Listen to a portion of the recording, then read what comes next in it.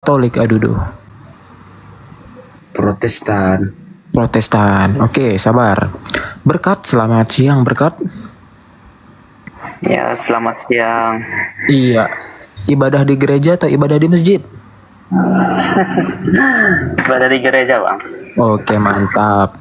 Katolik atau Protestan, saudara, secara denom? Atau ada denom lain? Saya Protestan. Protestan. Baik. Sebentar ya, saya konfirmasi dulu. Gurunda, Bang Zuma, sudah monitor?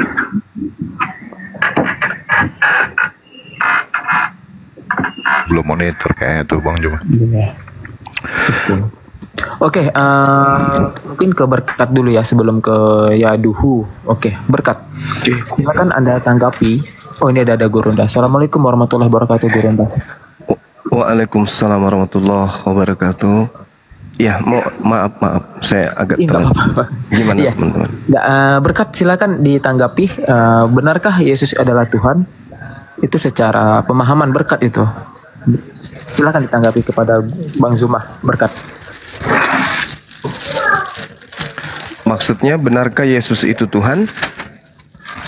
Iya, karena Maksudnya saya yang ditanya. Bukan Bang, Berkat tuh Bang di bawah Bang. Iya, karena kan Berkat ini kan silakan. sama Yaduhu Protestan mereka nih, Tritunggal deh namanya. Jadi Baik. Berkat, silakan Berkat. Kita secara santai ya Berkat ya.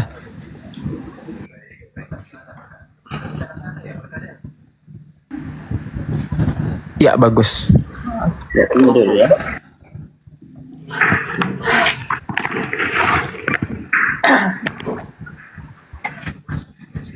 Ya, kalau ditanya saya, apakah benarkah Yesus itu Tuhan?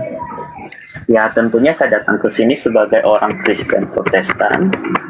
Maka saya akan berbicara bahwa Yesus itu tentu Tuhan. Tidak mungkin saya datang ke sini kalau saya Kristen Protestan mengatakan Yesus itu bukan Tuhan, kecuali mungkin denom-denom yang baru itu ataupun denom yang di luar daripada Kristen sendiri.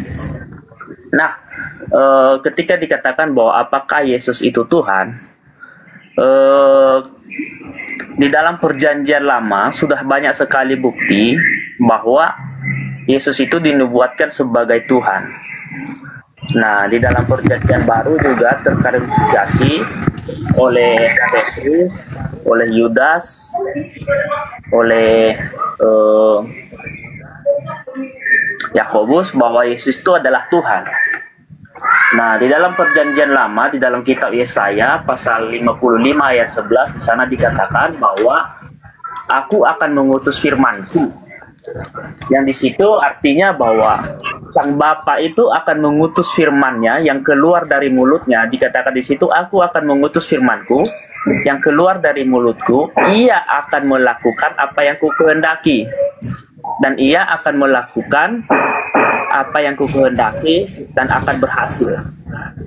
Jadi kalau kita kutip di ayat Yesaya 55 ini, ayat 11 ini, tentunya jelas terklarifikasi bahwa Yesus di dalam perjanjian baru mengatakan dirinya adalah utusan. Makanya di sini terjadi suatu kesalahpahaman ketika Yesus mengatakan dirinya utusan. Karena jelas di dalam perjanjian lama, di dalam Yesaya 55 ayat 11, di sana Sang Bapa mengatakan, aku akan mengutus firmanku. Nah, di situ terklarifikasi bahwa siapa yang diutus itu. Yang diutus itu adalah firman-Nya Sang Bapa yang keluar dari mulutnya Sang Bapa. Jadi terklarifikasi di dalam perjanjian baru bahwa Yesus ini adalah yang keluar dari diri Bapa itu sendiri. Yang artinya, jika Sang Yesus itu keluar dari Bapa itu sendiri, apakah ada manusia atau nabi yang bisa keluar dari diri Bapa selain daripada Tuhan itu sendiri? Jadi begitu dulu sementara untuk saya. Terima kasih. Oke, saya terima kasih saudara. Jadi ini murni yang saudara sampaikan ini adalah iman Kristen. Ya, saya tidak bisa mengganggu gugat itu iman saudara. Tapi izinkan saya kemudian sebagai salah satu orang yang sebagai pemerhati tentang kebenaran konsep ketuhanan agama samawi gitu ya.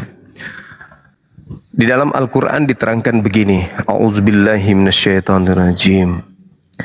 Innama amruhu idza arada syai'an ayyakula lahu kun fayakun. Seirama dengan Mazmur 33 nomor 9. Segala sesuatu diadakan oleh Allah ketika Allah itu berdiri sendiri sebagai hakikat pencipta. Tak ada siapapun di luar dirinya. Yesaya 45 nomor 6. Allah Tuhan pencipta langit dan bumi itu ahad, tunggal, berdiri sendiri tanpa siapapun. Ini masa di mana Allah pencipta langit dan bumi belum mengadakan ciptaan, jadi tidak ada yang tahu bahwa ada yang disebut Khalik, ada yang disebut Tuhan, ada yang disebut pencipta. Alam semesta belum ada, bumi belum ada.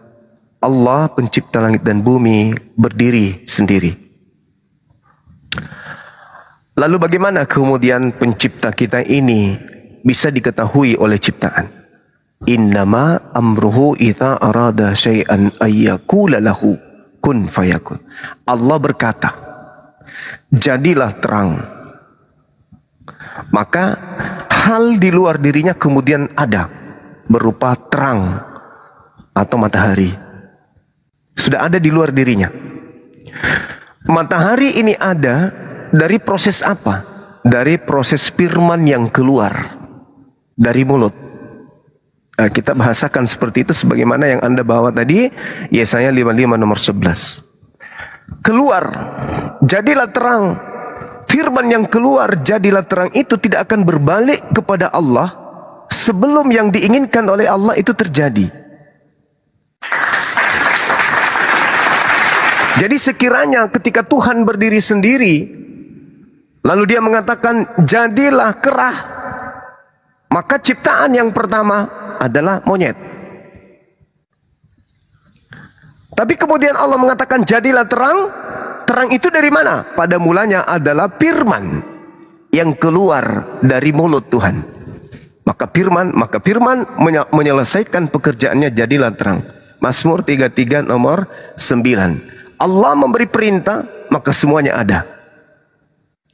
Bagaimana dengan Yesus? Sederhana. Yesus itu adalah firman, kalimatuhu. Kalimat yang keluar dari Allah. Bukan hasil persenggamahan. Bukan hasil laki perempuan ketemu, ada. Tidak, benar-benar murni. Seibarat jadilah terang, terang itu jadi tanpa olahan kemudian. Jadilah hamillah Maria, hamil. Lahir anaknya bernama Yesus. Maka disebutlah Yesus itu pada mulanya adalah firman. Coba Anda berselancar ke Matius 4 nomor 4. Manusia hidup bukan hanya dari roti saja, melainkan dari setiap firman yang keluar dari mulut Tuhan. Satu. Yang kedua, Anda berselancar lagi ke Zakaria 12 nomor 1. Roh yang ada pada diri manusia itu semuanya berasal dari Tuhan. Jadi jasadnya Yesus, rohnya Yesus, semua berasal dari Tuhan. Sama seperti kita. Tangan ini bukan tangan Bang Suma. Mata ini bukan mata Bang Suma, Bung. Bahkan roh yang sedang bekerja ini, itu bukan Bang Suma, bukan punya Bang Suma. Tapi semua yang ada pada diri Bang Suma adalah hal yang keluar dari mulut Tuhan. Jadi pada mulanya firman itu semua berlaku. Semua yang ada di atas muka bumi ini pada mulanya adalah firman. Tak ada yang tidak. Termasuk setan. Baca Yesaya 45 nomor 7. Iblis pun pada mulanya adalah firman. Segala sesuatu di luar Allah terjadi atas kehendak Allah. Dengan cara apa? Dengan sifatnya, kalam.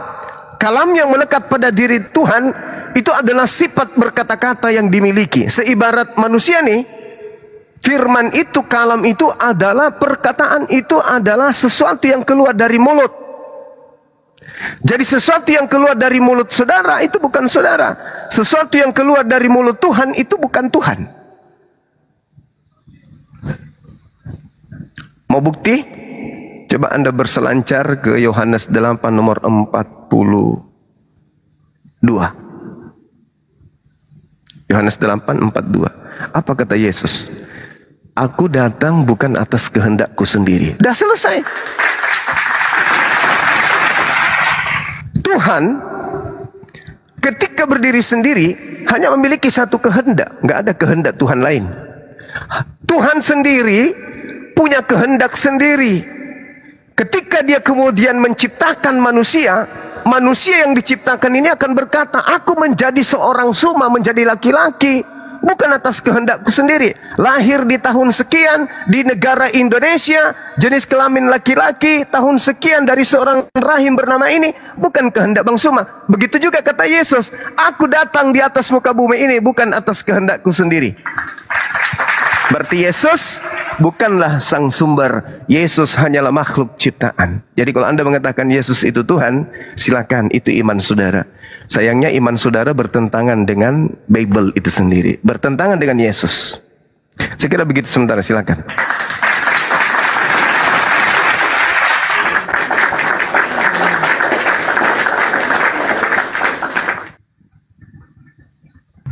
Iya Pak Berkat, silakan dia buka mic-nya Pak Berkat. Dia tanggapi. Ya, bentar ya, saya lagi cari ayatnya dulu. Tadi saya bentar.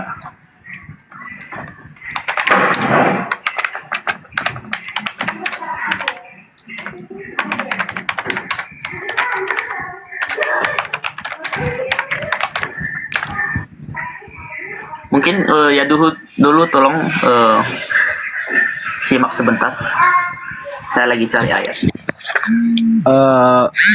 Ini sih satu poin yang saya tanggapi dari tentang narasi Bang Zuma. Dia menjelaskan tentang kalam Allah. Nah, jadi yang saya mau pengen tahu di sini tentang kalam Allah dan zatnya. Itu yang saya mau tahu di sini. Pertanyaan saya di sini tentang kalam dan zatnya, tolong dijawab dengan jujur. Apakah kalam Allah dan zatnya itu sama apa beda?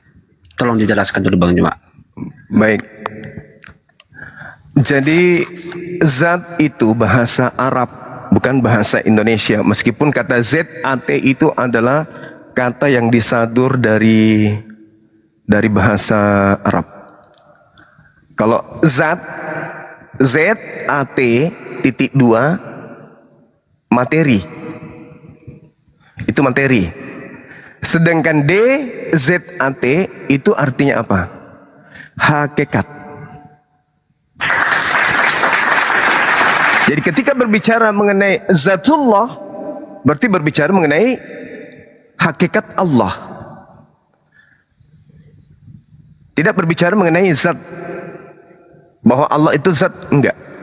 Kecuali apa yang keluar dari mulutnya menjadi air, menjadi tanah, menjadi udara, itu baru zat. Zat padat, zat cair, zat gas. Jadi bedakan antara zat dengan zat. Zat dalam bahasa Indonesia artinya materi, makhluk. Sedangkan zat yang melekat pada Allah, zatullah, itu adalah hakikat Allah. Apa hakikat Allah itu? Laisa kamislihi syai'. Yeremia 10 nomor 6, 2 Samuel 7:22. Tidak serupa dengan makhluk. Nah, Anda bertanya, bagaimana dengan kalam? Kalam itu sifat yang melekat pada zatullah. Jadi seibarat manusia nih, mulut itu adalah bagian daripada manusia. Itu kalam. Kemampuan berkata yang ada pada diri manusia itu kan adanya mulut. Tanpa mulut, kemampuan berkata itu tak ada. Coba manusia tak ada mulutnya, habis hidung langsung dagu, gimana cara bicaranya? Nggak bisa. Jadi kalam itu adalah hal esensial yang melekat pada diri Allah. Sifat berkata-kata yang dimiliki oleh Allah. Dari kalam keluarlah kalimah. Apa kalimah itu? Dari mulut keluar perkataan. Apakah perkataan adalah mulut? Bukan. Perkataan itu adalah hal baru. Hal baru yang keluar dari kita. Misalnya nih, saya berkata, ayam. Ayam itu saya, bukan. Ayam itu adalah pribadi baru yang keluar dari saya. Asalnya dari mulut. Tapi itu bukan mulut. Itu adalah pribadi baru yang keluar dari mulut. Sama ketika Allah mengatakan, jadilah bumi. Bumi jadi. Keluar dari mulut, bukan yang keluar dari mulut itu adalah Allah. Bumi yang jadi berasal dari firman yang keluar dari kalam. Jadi matahari atau bumi pada mulanya adalah kalimah. Kalam sifat, kalimah produk yang dihasilkan oleh kalam. Mulut adalah hakikat. Suara adalah produk dari mulut. Yesus bukan kalimah, apalagi kalam. Yesus adalah makhluk yang berasal dari kalimah yang datang dari kalam. Motor, knalpot, ada suara, keluar karbon dioksida. Di mana Yesus posisinya? Motor, knalpot, asap, suara, karbon dioksida. Posisinya dia adalah karbon. Bukan asap, bukan suara, bukan knalpot, apalagi motor. Jadi Yesus itu adalah ciptaan yang keluar dari Sang Pencipta. Makanya Yesus mengatakan, aku datang menjadi manusia bukan atas kehendakku sendiri. Itu dia. Inni Abdullah atani al-kitab wa ja'alani nabiyyan. Aku ini Isa adalah hamba Allah. Hamba Allah berarti abdi Allah, pesuruh Allah. Nah, itulah Nabi Isa yang kami imani, yang datang ke tengah-tengah Bani Israel. Jadi ketika Anda berbicara mengenai kalam, kalam itu adalah sifat, sedangkan kalimah adalah sesuatu yang keluar daripada kalam tadi. Kemampuan berkata-kata Allah melahirkan kemudian kalimah-kalimah yang menjadi ketetapan-ketetapan. Jadilah manusia. Jadi kamu jadi seperti manusia, kamu jadi tanpa ayah ibu. Lahir Adam. Kamu lahir, saya ciptakan kamu tanpa ayah, lahir Hawa. Kuciptakan kau tanpa ibu, lahir Isa, Yesus.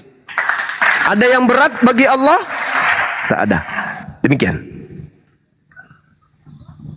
Oke. Tadi saya menanyakan tentang zat dan Allah. Jadi zat tadi Anda sampaikan bahwa zat itu dalam bahasa Arab. Ya, kalau saya lihat dalam bahasa Arab juga itu adalah, kalau tidak salah, dat. Itu dalam bahasa Arab itu dat. Ya, itu adalah wujud dan hakikat. Namun Anda sampaikan tadi bahwa hakikat itu apa atau esensi Allah itu apa? Maka Anda memberikan narasi bahwa Allah itu tidak bisa diserupakan. Jadi itu bagi saya itu mengambang. Jadi tidak, apa sih esensinya? Berarti tidak bisa diserupakan itu berarti jawaban yang mengambang yang tidak bisa kita mengidentifikasi esensinya. Nah, jadi itu yang pertama. Tetapi ada juga yang mengatakan rumusan tentang sifat dan zat Allah. Contoh, aliran Sunnah Al-Jamaah yang mengatakan, ya, di mana mengatakan bahwa kalam itu tidak sama dengan hakikat. Tolong nanti dikoreksi kalau salah. Kalam itu tidak sama dengan hakikatnya. Tetapi tidak sama artinya berarti beda. Tetapi juga mereka juga mengatakan bahwa juga tidak beda dengan hakikatnya, tetapi juga sama. Jadi ada sesuatu hal yang kita mengerti. Nah, jadi tolong dikoreksi kalau salah. Kalau memang itu benar, tolong bagaimana penjelasannya? Silakan. Iya, sama seperti Anda. Kita sederhanakan karena kita tidak bisa menjelaskan tentang hakikat Allah itu seperti apa. Sama seperti Anda, misalnya Anda pemarah. Pemarah itu sifat yang melekat pada pribadi Anda. Itu adalah hal yang melekat pada diri Anda tapi tidak bisa dipisah. Seperti itulah yang disebutkan hakikat dengan kalam.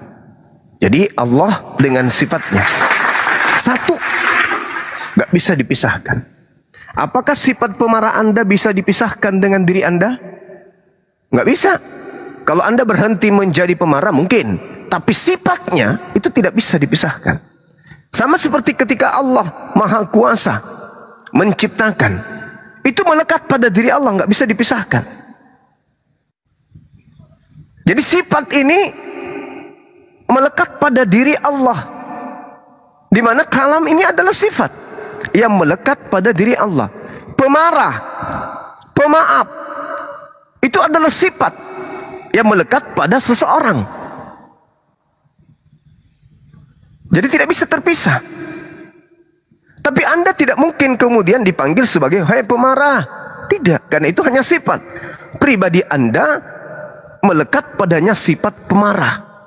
Sesuatu yang tidak bisa terpisahkan, karena itu adalah bagian daripada Anda itu sendiri. Nah, jadi kembali kepada bahasan ini, ketika Anda mengatakan Yesus itu adalah Tuhan, itu kaidah apa yang Anda pakai? Bible Anda tabrak, Yesus Anda tabrak, Tuhannya Yesus Anda tabrak. Apalagi? Bible Anda tabrak, konsep akal Anda tabrak, semuanya Anda tabrak. Kenapa? Iman tanpa akal itu gila. Iman tanpa akal itu gila. Iman tanpa perbuatan buta, sia-sia. Tapi iman tanpa akal itu gila, stres. Itu, maaf nih, iman tanpa akal itu seibarat hewan. Bagaimana mungkin Anda ingin mengatakan iman Anda betul tapi tidak masuk akal? Sementara hal yang terpenting, yang paling mahal pada diri Anda itu adalah akal. Anda ke warung memilih apa yang Anda ingin beli, pakai akal. Anda beli baju, Anda pilih pakai akal. Cari istri yang cantik, yang baik, dan seterusnya pakai akal. Giliran Tuhan, Anda nggak pakai akal. Orang punya iman itu harus pakai akal. Ini iman, Bung. Ini masalah akhirat kita. Salah kita memilih Tuhan, kekal di neraka kita. Makanya bertuhan itu harus berakal. Yesus pun mengatakan, bukan, dalam kitab Matius, kasihi Tuhanmu dengan apa? Dengan iman. Iman nomor 2000. Akal dulu, baru diimani. Kalau dia masuk akal, baru diimani. Jangan diimani sesuatu itu tanpa akal. Contoh nih ya. Saya dikasih air putih 1 gelas. Saya imani air putih ini adalah air aqua murni. Saya minum karena modal iman. Murni, tapi ternyata dia adalah racun. Apa yang terjadi? Mati. Jadi sebelum Anda mengimani, mempercayai ini adalah air aqua yang murni, pakai akal dulu. Siapa yang kasih airnya? Dari mana airnya? Ya, apa tujuannya saya dikasih? Ada situasi apa, kemudian saya dikasih air minum oleh siapa? Dipikirkan dulu, baru diminum. Oh, betul-betul ini adalah air. Itu akal. Makanya perintah para nabi, akal. Afala tatafakkarun, afala ta'qilun. Iqra, disuruh membaca. Makanya Al-Quran pertama kali diwahyukan itu, ayat pertama itu Iqra, baca. Baca dengan mata, baca dengan telinga, baca dengan hati, baca dengan pikiran, baca dengan perasaan. Itu Islam. Itu Islam. Jadi kalau saudara mengatakan Yesus itu Tuhan, dari aspek mananya? Nih, 10 detik terakhir. Dia berkata, aku dan Bapa adalah satu. Pada saat dia berkata begitu, dia berkata dalam keadaan apa? Manusia atau malaikat atau setan? Pada saat dia berkata seperti itu. Kepada aku diberikan kuasa, baik di langit maupun di bumi. Pada saat dia berucap seperti itu, dia dalam keadaan apa? Manusia. Jadi aspek Tuhannya mana? Hanya ada di doktrin, hanya ada di dogma. Kumpulan-kumpulan dogma dan doktrin hanya ada di gereja. Sehingga Yesus yang tadinya bukan Tuhan, menjadi Tuhan. Coba Anda tunjukkan dalilnya pengakuan Yesus, dia adalah Tuhan. Anda akan kesusahan. Karena Yesus itu adalah orang suci. Yesus itu orang benar. Yesus itu orang yang dikasihi. Tidak mungkin dia berdusta. Mustahil itu. Tidak mungkin dia menyampaikan suatu perkataan yang tidak diajarkan oleh Tuhannya untuk ia katakan. Selalunya Yesus itu berkata benar. Yohanes 14:24, firman yang kau dengar dari mulutku bukan dari aku, tetapi dari Dia yang telah mengutus aku.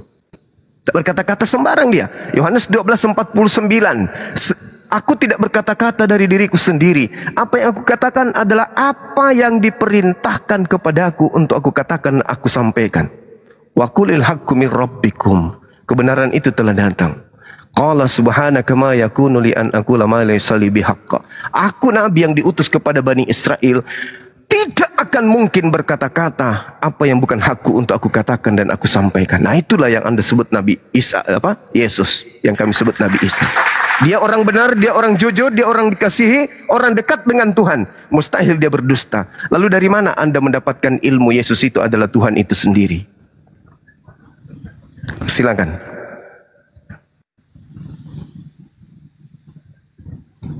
Ya, assalamualaikum warahmatullahi wabarakatuh, Kanda. Waalaikumsalam. Di follow dulu ya teman-teman. Lanjut. Kenapa muncul di sini anak ini? Ya, silakan. Itu berhubung teman saya itu lagi sinyalnya merah. Ya, silakan, Dek, silakan. Ya. Ya. Tadi saya lagi cari ayat soalnya. Ya, silakan. Sudah ketemu? Oke. Bayahwa Elohim, Berwah Kodes, Bayaswa Hamas ya. Pada saat ini, tadi Bang Zuma mengatakan bahwa segala sesuatu itu dijadikan oleh firman itu. Tetapi ada suatu hal yang kita perlu pelajari di sana kalau kita memang manusia yang memakai akal. Kenapa? Apakah ketika Tuhan itu berfirman, suaranya itu yang menjadi benda? Itu yang perlu kita kutip. Misalnya dia berfirman nih ya. Misalnya dia berfirman, misalnya jadilah terang. Apakah suara yang dikeluarkan itu, apakah sesuatu yang dikeluarkan Tuhan itu, itulah yang menjadi terang? Itu yang perlu kita kutip yang pertama. Karena kita memakai akal ya. Kalau kita memakai akal. Karena jikalau memang suara Tuhan yang keluar itu yang menjadi benda, menjadi sesuatu, maka dapat dibuktikan bahwa segala sesuatu yang ada di alam dunia ini adalah Tuhan itu sendiri. Kenapa saya berani mengatakan seperti itu? Karena itu semua keluar dari Tuhan. Jikalau ada sesuatu yang keluar dari saya, bahasa saya, apapun yang keluar dari saya, termasuk rambut saya ini adalah saya. Gak mungkin orang lain. Tetapi pertanyaannya, apakah karena firman itu menjadikan sesuatu, bukan firman itu yang menjadi benda? Itu yang dulu yang perlu kita ketahui. Nah, kalau kita melihat di dalam Yohanes tadi, di dalam Yohanes 1 pasal 1, di sana dikatakan, pada mulanya adalah firman. Firman itu bersama-sama dengan Allah. Dan firman itu adalah Allah. Jelas, Bang Zuma tidak percaya ini. Kenapa? Karena ini adalah bukan kitabnya si Zuma, tetapi ini adalah kitabnya orang Kristen yang berusaha untuk dipelesetkan. Kenapa? Di sini sudah jelas dikatakan bahwa firman itu adalah Allah itu sendiri. Ini tidak ada hal yang perlu ditafsir-tafsirkan sedalam-dalam mungkin atau bagaimanapun, karena ini sudah eksplisit. Sudah sangat jelas di situ dikatakan bahwa firman itulah yang Allah itu sendiri. Perlu kita ketahui bahwa manusia itu tidak bisa terdiri dari satu saja. Di dalam satu manusia terdiri dari roh, jiwa, dan tubuh. Itu yang perlu kita pahami. Yang artinya di dalam hakikat Tuhan, ada berbagai macam yang terdiri di dalam diri Tuhan itu, termasuk sang firman itu sendiri. Dan firman itu adalah Tuhan. Kenapa? Roh saya adalah saya. Jiwa saya adalah saya. Gak mungkin jiwa saya adalah Zuma, gak mungkin. Jiwa saya adalah tetap saya, dan roh saya adalah saya. Itu yang perlu kita pahami dulu. Nah, ketika tadi saya mengutip di dalam Yesaya 15 ini, demikianlah firmanku yang keluar dari mulutku, ia tidak akan kembali kepadaku dengan sia-sia, tetapi ia melaksanakan apa yang kuhendaki dan akan berhasil dalam apa yang kusuruh kepadanya. Nah, Bang Zuma katakan tadi bahwa Yesus itu seperti jikalau saya mengikuti seperti yang Bang Zuma katakan bahwa ketika Tuhan itu berfirman, maka sesuatu itu jadi oleh firman itu sendiri. Maka saya mengatakan bahwa itu semua adalah Tuhan, termasuk ini pun saya katakan Tuhan. Kenapa? Karena ini terbuat dari alam, walaupun diproses oleh manusia itu sendiri. Nah, tetapi kita perlu kutip di situ bahwa ketika dia mengatakan bahwa segala sesuatu menjadi karena firman, bukan berarti firman itu yang telah jadi. Nah, bagaimana kita mengatakan bahwa Yesus itu bukan Tuhan? Di dalam Yohanes 14 ayat 1 dan seterusnya, di sana dikatakan, jangan gelisah hatimu. Percayalah kepada Allah, percaya juga kepadaku. Di rumah Bapakku banyak tempat tinggal. Jika tidak demikian, tentu aku mengatakannya kepadamu. Sebab aku pergi ke situ untuk menyediakan tempat bagimu. Perlu dikutip di sini, tidak ada seorang pun nabi atau tidak ada seorang pun manusia pun yang hebat di muka bumi ini, siapapun dia, saya belum pernah mendengar bahwa dia berani mengatakan saya akan menyediakan tempat bagimu. Boleh kita kutip ayatnya, di situ dikatakan di rumah Bapakku banyak tempat tinggal. Nah, mungkin bagi saudara-saudara muslim mengatakan, ini kan sang bapaknya. Nah, tetapi jikalau kita membandingkan Yesus adalah utusannya, ini berbicara utusan dan Tuhan ya. Jikalau Yesus adalah utusan, maka saya berani berbicara Yesus tidak mempunyai hak untuk mengatakan bahwa saya akan menyediakan tempat bagimu. Tidak pernah. Gak ada satu orang pun manusia, atau jikalau ada, tolong kasih tahu saya siapa orangnya yang pernah berani mengatakan bahwa saya menyediakan tempat bagimu. Yang tidak lain tempat itu adalah surga itu sendiri. Saya belum pernah menemukan, bisa saya katakan kalau saya sering nonton si Edis itu, dia bilang saya berani meloncat dari Monas. Saya juga berkata pada saat ini saya juga berani meloncat dari Monas. Jikalau saya melihat ada seorang nabi, satu orang pun di muka bumi ini yang pernah berani mengatakan aku akan menyediakan tempat bagimu. Nah, kalau kita tarik lebih dalam ayat firman Tuhan ini, di rumah Bapakku banyak tempat tinggal. Jika tidak demikian, tentu aku mengatakannya kepadamu, sebab aku pergi ke situ untuk menyediakan tempat bagimu. Nah, pertanyaannya, kenapa sang Bapa itu selalu dianggap sebagai Bapa dan Yesus ini dianggap sebagai sang anak? Karena tidak ada seorang pun yang berhak mewarisi daripada sang Bapa itu selain daripada sang anak. Tidak ada. Saya tidak mungkin akan memberikan harta saya kepada orang lain kecuali kepada anak saya, kecuali saya tidak mempunyai anak. Itu yang pertanyaannya. Namun di sini Yesus dengan tegas mengatakan bahwa aku akan menyediakan tempat bagimu. Tolong nanti teman-teman yang typing di bawah, tolong dicari sama saya. Jikalau ada, saya benar-benar loncat dari Monas untuk Tuhan kalian, untuk Allah Subhanahu Wa Taala kalian. Saya berani loncat dari Monas jikalau ada seorang nabi yang berani mengatakan aku menyediakan tempat bagimu. Itu saya akan kutip itu, saya akan berani mengatakan ini, saya akan berjanji akan meloncat dari Monas dan saya akan berlutut kepada Tuhan Allah Subhanahu Wa Taala kalau ada manusia yang berani mengatakan bahwa aku menyediakan tempat bagimu. Itu yang pertama. Dan yang kedua, bagaimana kok orang Kristen itu bisa tahu bahwa Yesus itu adalah Tuhan?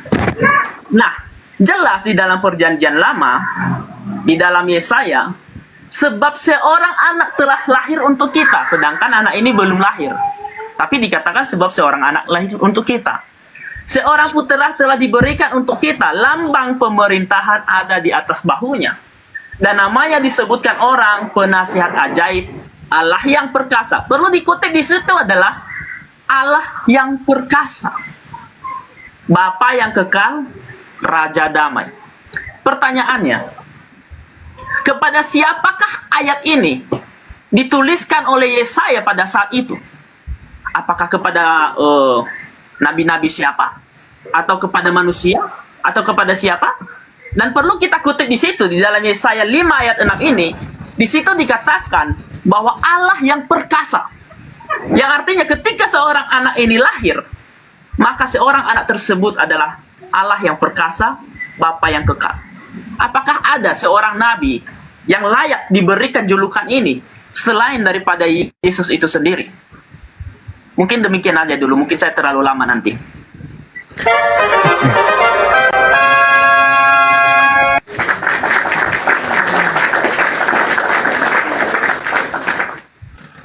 Anda mengatakan Anda akan loncat dari Monas kalau ada seorang nabi. Sebenarnya Anda sedang menjebak diri Anda. Pada saat Yesus berkata demikian, dia berkata sebagai manusia, bukan sebagai Tuhan. Sedangkan objek pembicaraan Yesus adalah surga. Dan audiensnya itu adalah Bani Israel, bukan Kristen. Itu yang harus dipahami. Kemudian, kalau Anda sesumbar mengatakan itu, di dalam hadits riwayat Muslim, baginda Rasulullah Muhammad SAW menjelaskan, jaminlah aku 6 perkara, maka aku akan jamin engkau surga. Yang pertama, amanah, jujur, jangan berzina. 6 perkara yang disampaikan oleh Rasulullah. Baihaqi juga meriwayatkan itu. Ya, tapi nggak perlulah Anda loncat ke Monas gara-gara itu. Karena ternyata ada orang yang menjamin surga ketika orang itu menjaga kelaminnya, menjaga mulutnya, menjaga kemudian amanah. Rasul mengatakan apa? Jaminlah aku 6 perkara, maka aku akan jamin engkau surga. Ini ucapan Rasulullah. Kemudian, kalau Anda mengatakan Anda akan loncat ketika ada ucapan seperti itu, Yesus hanya menempatkan dirinya sebagai nabi yang mengatakan di rumah Bapakku banyak tempat, di rumah Tuhanku banyak tempat. Yesus bertuhan, Anda tuhankan. Berarti Yesus tidak akan pernah memberikan tempat kepada Anda, karena Anda tidak melaksanakan apa yang Yesus perintahkan. Itu yang pertama. Yang kedua, untuk masuk ke dalam surga, dosa-dosa kita harus dihapuskan. Rasulullah Muhammad SAW jelas menerangkan dalam Al-Quranul Karim, Qul in kuntum tuhibbunallaha fattabi'uni yuhibbukumullah wa yaghfir lakum dzunubakum wallahu ghafurur rahim. Siapa yang ikut kepada Rasulullah, maka dia akan masuk ke dalam surga. Itu dalil. Nah, sekarang saya balik nih kepada Anda. Kalau ada jaminan Yesus kepada orang yang ibadah minggu, makan babi, merasulkan Paulus, mengkitabkan perjanjian baru, agamanya bernama Kristen, Tuhannya bernama Yesus, saya juga ingin taruhan.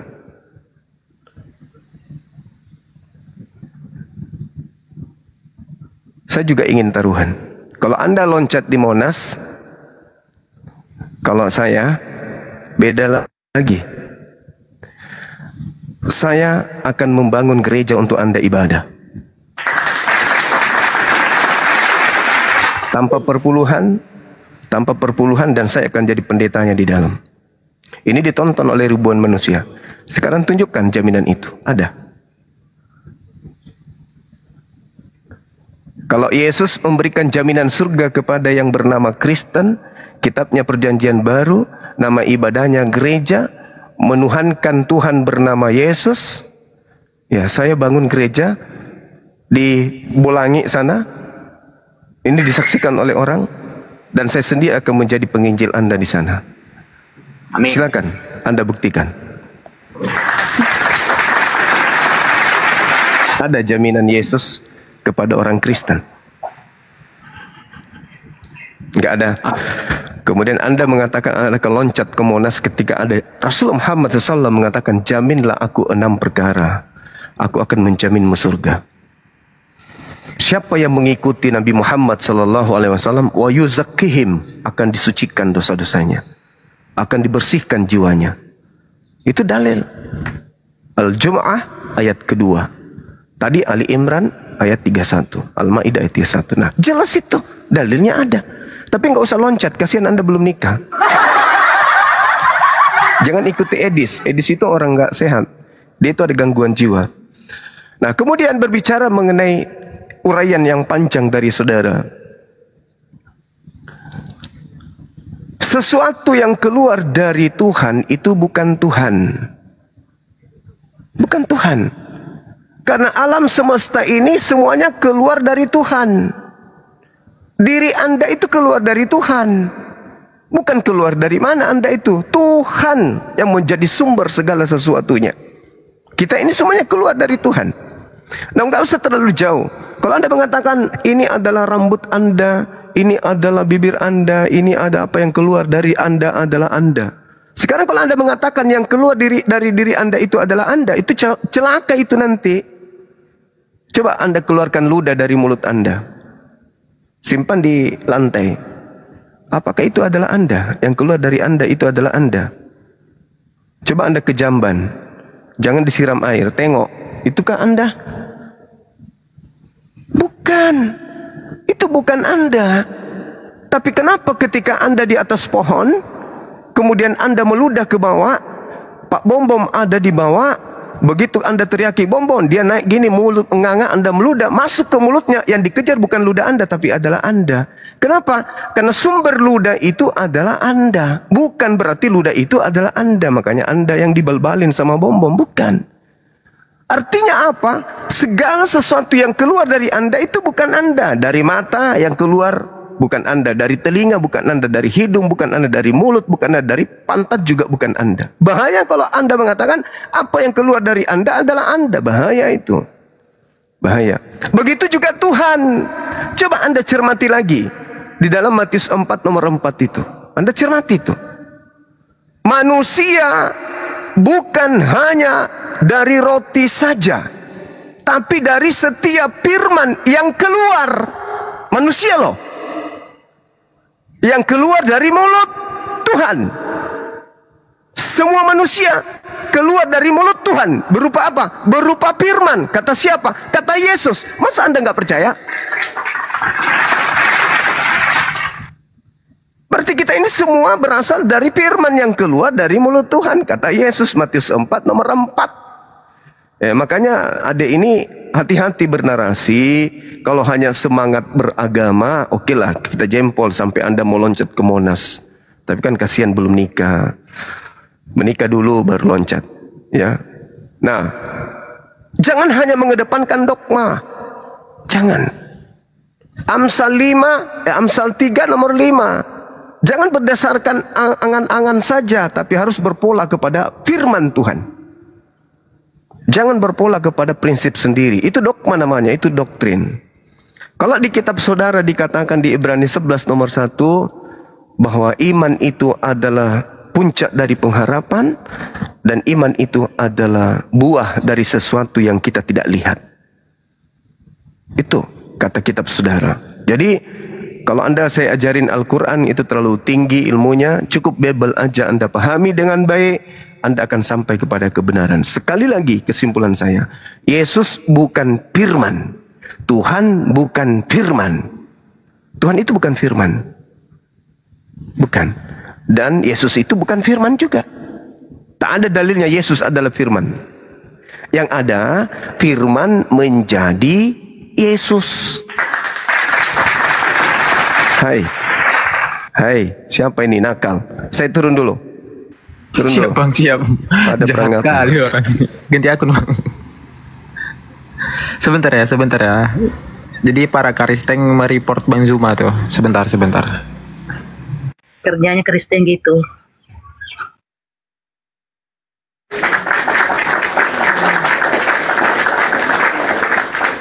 Ya teman-teman, tap-tap layar ya yang dibawa kawan-kawan muslim, aki-aki muslim, tap-tap layar.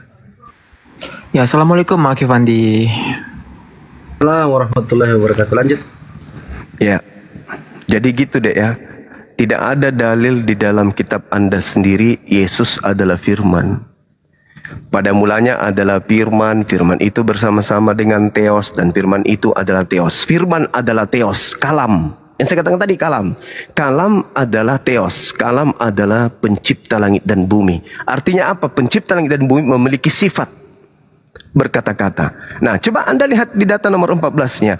Dan firman itu telah menjadi. Nah, ada proses. Firman itu telah menjadi daging. Sirs dalam bahasa Yunani. Bukan menjadi manusia, tapi menjadi daging. Firman menjadi daging. Firman itu menjadi daging artinya sama seperti ini. Saya kasih analogi. Saya seorang pemimpin. Saya seorang arsitek. Saya banyak duit. Saya berkuasa. Apa yang saya katakan? Di sini saya ingin membangun sekolah. Apa yang terjadi? Karena kekuasaanku, punya duit, punya kekuatan. Saya bayar semua tukang-tukang mendirikan sekolah. Terbentuklah sekolah itu. Orang datang kemudian mencatat. Sekolah ini pada mulanya adalah firman yang keluar dari mulut Bang Suma. Salah? Enggak. Yesus pada mulanya adalah firman, betul. Bangunan tadi pada mulanya adalah perkataan, betul. Negara kita ini pada mulanya perkataan, semuanya diawali dengan perkataan. Ya. Jadi begitu ya, Dek, ya. Ketika dikatakan pada mulanya adalah firman, firman itu bersama-sama dengan Tuhan, dan firman itu adalah Tuhan, dan firman itu telah menjadi manusia. Maksudnya, mulut bersama-sama dengan kita. Mulut kemudian mengeluarkan ucapan. Maka apa yang keluar dari mulut kita itulah yang terjadi. Jadi bangunan, jadi bangunan. Tuhan, Maria hamil. Untuk mengetahui implementasi apa yang saya sampaikan, apakah Yesus ini keluar dari mulut Tuhan atau tidak? Maka Anda lihat. Yesus ini keluar jatuh dari mulut Tuhan dari langit, atau Yesus ini keluar dari rahim manusia? Kalau Anda mengatakan bahwa Yesus keluar dari mulut Tuhan, berarti dia harus berupa manusia jatuh dari langit. Ketika ia jatuh dari langit, bayi sampai di bumi, rambutnya sudah putih, sudah gondrong dia, sudah berkumis, sudah berjenggot. Ketika dia ada di bumi, karena jatuh dari langit, seperti itu. Ya, ibarat telur dibuang dari atas, begitu sampai di bawah sudah menjadi ayam jantan. Tapi faktanya apa? Masuk ke dalam rahim Maria dulu, digodok 9 bulan. Habis itu baru keluar. Berarti firman yang keluar dari mulut Tuhan itu bukan Yesus. Firman yang keluar dari mulut Tuhan itu adalah, wahai Maria, pada bulan ke-6 Gabriel datang kepada Maria pada seorang perawan bernama Maryam. Apa kata Gabriel? Wahai Maryam, engkau akan hamil. Kata Maryam, oh mustahil, bagaimana mungkin saya hamil? Saya tidak ada suami, saya tidak disentuh laki-laki. Apa kata Gabriel? Roh Elohim berkuasa atasmu. Maksudnya apa? Kekuasaan Allah menghendaki. Jadi ketika Gabriel datang kepada Maria, firman disampaikan kepada Maria, Maria, Tuhan menghendaki engkau hamil. Nah itu firmannya. Firman Tuhannya itu, katakan kepada Maria, aku ingin dia hamil dan melahirkan seorang manusia bernama Yesus. Datanglah firman itu diantar oleh Gabriel. Maria, Tuhanmu menginginkan engkau hamil. Hamil. Lahir manusia. Lahir manusia. Jadi yang keluar dari rahim Maria itu bukan firman, tapi hasil dari firman. Makanya dikatakan pada mulanya firman. Bukan, Yesus itu bukan firman. Tak ada dalilnya Yesus itu firman. Tak ada. Yesus itu penerima firman. Segala firman yang engkau berikan kepadaku. Tuh. Jadi dia adalah nabi yang lahir berkat firman. Firman Tuhan, kehendak Tuhan. Maria hamil, hamil. Untuk apa sih kau melahirkan Maria, Yesus secara ajaib? Untuk sebagai nabiku, wakilku, dutaku, untuk menyampaikan firmanku kepada Bani Israel. Makanya Yesus mengatakan, Yohanes 8:42, aku datang bukan atas kehendakku sendiri. Dia datang ke dunia bukan atas kehendakku sendiri. Kalau Yesus itu yang adalah Tuhan itu sendiri, maka dia akan berkata, aku datang menjadi manusia atas kehendakku sendiri. Tapi kan dia mengatakan bukan atas kehendakku, berarti bukan Tuhan. Dan lagi-lagi Yesus manusia, bukan Tuhan. Sementara Tuhan bukan manusia. Bilangan 23 nomor 19. Tuhan bukan manusia dan bukan anak manusia. Yesus manusia dan anak manusia. Nah itu, silakan. Minum dulu.